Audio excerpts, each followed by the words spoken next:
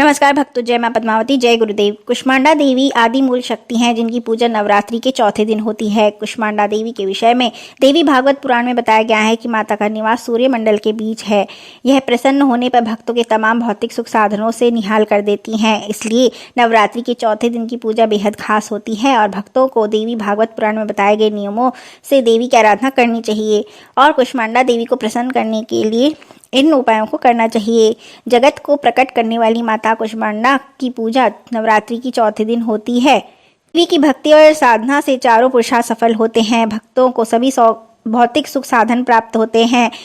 देवी की एक मंद मुस्कान से ही सृष्टि का सृजन हुआ और जो भक्त अपनी भक्ति और पुराण में बताए उपायों से देवी की आराधना करते हैं उनकी सभी मनोकामना देवी तुरंत ही पूर्ण कर देती हैं।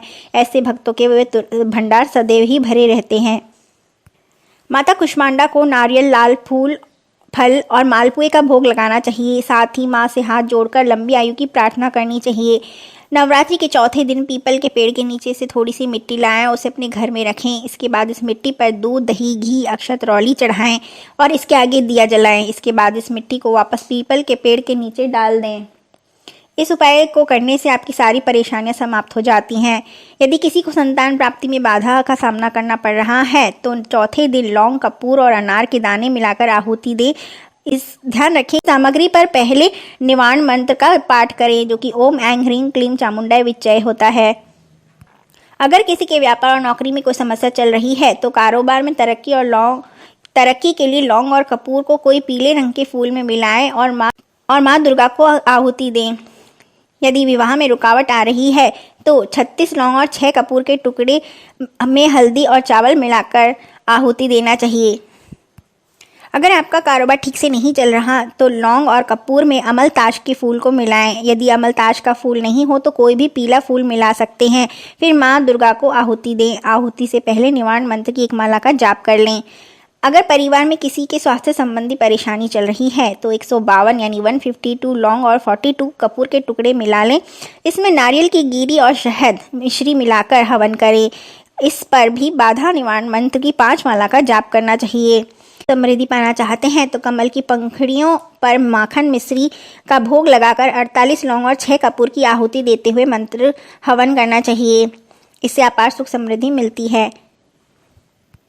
अगर आप अपना तेज कायम रखना चाहते हैं तो समाज में अपना दबदबा बनाना चाहते हैं तो केले के पेड़ की जड़ में रौली, चावल, फूल और जल अर्पित करें। नवमी वाले दिन केले के पेड़ की थोड़ी सी जड़ घर में रखें। ऐसा करने से आपको तेज कायम रहेगा और आपका दबदबा भी बना रहेगा।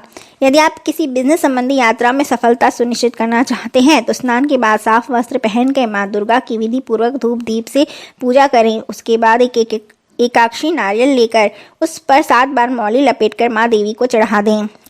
इस नारियल को अपने व्यवसाय स्थल पर रखना चाहिए।